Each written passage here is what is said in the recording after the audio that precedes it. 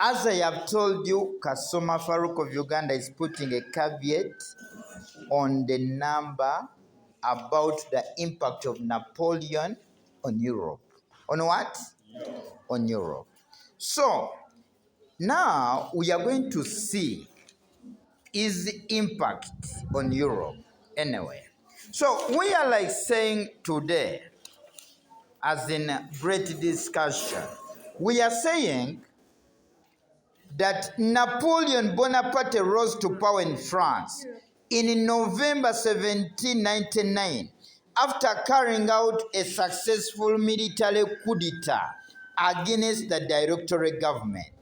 He was confirmed as the leader of France by plebiscite, and he ruled the country up to 1815 when he was overthrown. He introduced several policies which left a positive and negative impact on Europe between 1799 and 1820. So let us look at the positive. We are saying Napoleon indirectly forced European powers to cooperate together in coalitions. We believe that since Napoleon wanted to dominate the whole of Europe, this made other powers, Britain, Austria, to join hands together to fight against Napoleon. So it is Napoleon that led to the formation of coalitions. Coalitions meant that countries came together to fight against Napoleon Bonaparte. Another one, he laid the foundation for the unification of Italy and Germany. You remember we blamed Napoleon for liberating Italy and putting them, Italian states, and putting them under Austria. But we praise him for one thing. He spread the ideas of liberty, equality, and fraternity. These ideas were impregnated in the minds of the people of Italy. So by the time they rose up to fight for their unification, they were basing on the ideas of liberty, equality, which were spread by Napoleon Bonaparte. So we are saying this man helped in the unification of Italy and Germany. He led to the signing of various peace treaties, such as the Treaty of Amiens in 1802 between Britain and France. At one time, we are seeing Napoleon, a man of diplomacy, signing a treaty between France and what? Britain. The intention at one time, it did not want to conflict so much with big countries like what? Like Britain. That's why he signed a treaty with a country called Britain. Another one, Napoleon introduced the Code Napoleon in Europe. Code Napoleon. What's all about Code Napoleon?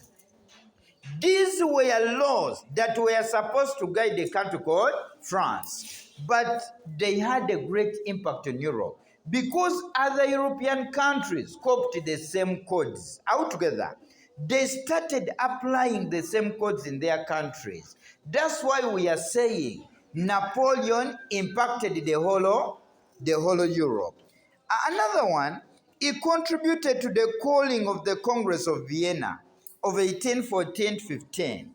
You remember, after the defeat of Napoleon, you remember at one time at the Battle of Waterloo, where many of Napoleon's soldiers were killed, yeah? But for him, they asked him, why is it that for you have survived? Napoleon said, when a man seeks death, he cannot find it. Bullets were everywhere, behind and in front, but there was no bullet for me. But at last he was defeated. He was what? Defeated. When he was defeated, problems arose. In this kind of arrangement, Metternich organized the Vienna settlement. What happened in Vienna? This was a settlement which was organized to totally defeat Napoleon Bonaparte. So we are saying it is Napoleon that influenced the calling of the Vienna what? Vienna Congress. Another one, Napoleon led to the expansion of the French territory to other European states. For example, Belgium, Holland, German, and Italian states. We are like saying the French territory had to expand because after Napoleon liberating Italy from Austria, he put Italy under French what? French rule. This meant that the French territory was what?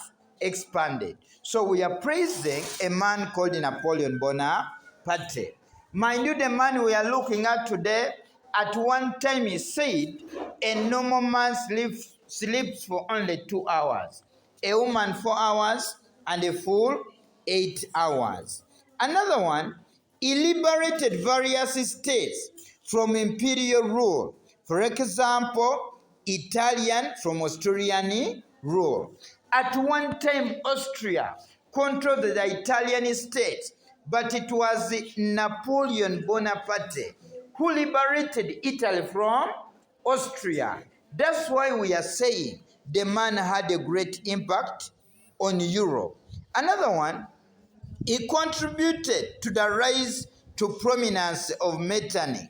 We believe by this time that Metternich rose up as a great man after the collapse of Napoleon Bonaparte. Because Metternich chaired the Vienna settlement and was the chairman.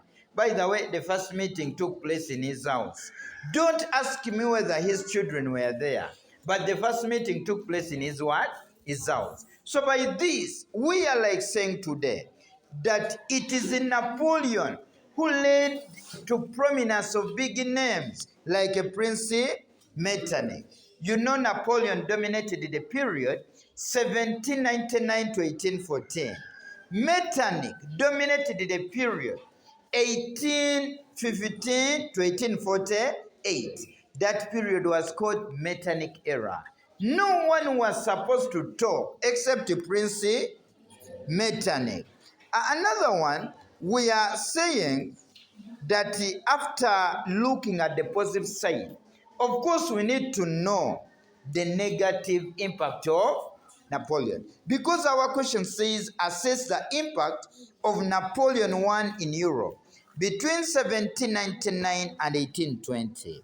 Number one, Napoleon kidnapped and imprisoned Pope Pius VII. This man imprisoned Pope Pius VII.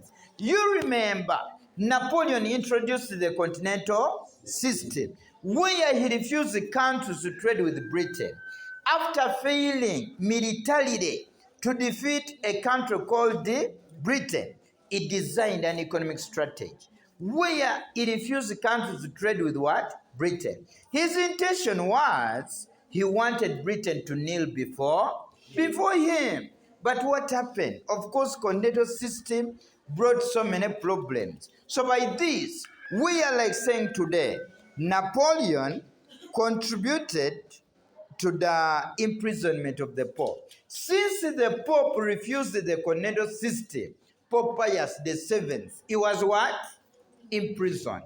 I can tell you a man of God was imprisoned. I hear a man of God. Another point, it caused the political instability and insecurity in Europe. We believe by this time it is Napoleon that caused the political instability in Europe. His ideas made people to fight every time because he's the one who promoted the ideas of the revolution, liberty, equality, and fraternity.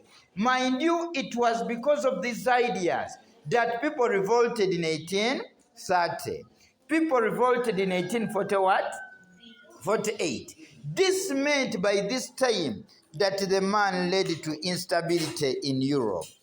Another one, we are like saying, he led to the overthrow of legitimate monarchies and replaced them with his Bonaparte brothers and close friends. For example, Joseph Bonaparte in Spain. When this man conquered areas, he could put there his brothers. That is Napoleon Bonaparte. This was negative because really was promoting nepotism. Another one, it led to the destruction of the Holy Roman Empire by 1806. We believe by this time he led to the destruction of the Holy Roman Empire by 1806. Because even he made a tactical mistake of imprisoning the what? The Pope. This was a tactical mistake. A man pressed a wrong button. My friend, when you are pressing buttons, you must press right what? Button. A man pressed a wrong button. Another one, it caused the loss of lives and destruction of property. We believe by this time, many people had to lose their what?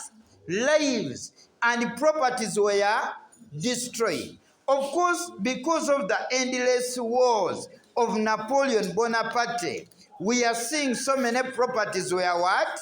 Were destroyed. It is the usual effect of the war for properties to be what? Destroyed. Another one, he introduced the oppressive dictatorship in the territories he conquered. This man introduced the dictatorship because later he became a what? A dictator. In other words, he could not give liberty to the people. A man who promised freedom. Later he turned against the what? The freedom. That is Napoleon Bonaparte. Another one, he altered the balance of power, with France becoming the most powerful and influential state. We believe by this time, a man altered the balance of power, where France became the most what? Powerful and influential state. This meant that balance of power had to change. That's why the period 1799 to 1814 was called the Napoleonic era. No one was supposed to talk except Napoleon Bonaparte. Then another key point, he introduced the enforcement of the continental system. This was a system where Napoleon refused the countries to trade with what? With Britain. You remember under the Berlin Decree, a man said, you trade with Britain, I attack you. So by this time, in the continental system, many traders became unemployed. Why? Because they were surviving on a country called Britain to survive. But now they were not allowed to trade with Britain. So we are looking at the legacy of Napoleon Bonaparte on Europe. Another one, it delayed the Italian and Germany unification. I can tell you this man delayed the unification of Italy because after conquering the Italian states, he put them under French what? Rule. Because he liberated Italy from Austria, which was okay. But the problem was one, he put them under French rule. So this meant it delayed the unification of Italy. By the way, it took great names to fight for the unification, like Count Camillo, a man of all seasons. Keva died on his grave, on his deathbed, because he said, how comes I'm going to die without liberating Venetia? Even this man delayed the unification of Germany. It took great men who rose up later, like Otto von Bismarck, a thinker in politics. By the way, according to Dennis Richards, Bismarck was the most wise man of his time. Don't ask me whether in your area there were no people. According to Dennis Richards, Bismarck was the most wise man of his what? Of his time. Quote me clearly. His what? His time. So in this kind of arrangement, you need to understand the legacy of a man called Napoleon Bonaparte. I can tell you, Napoleon created a great impact, not only on France,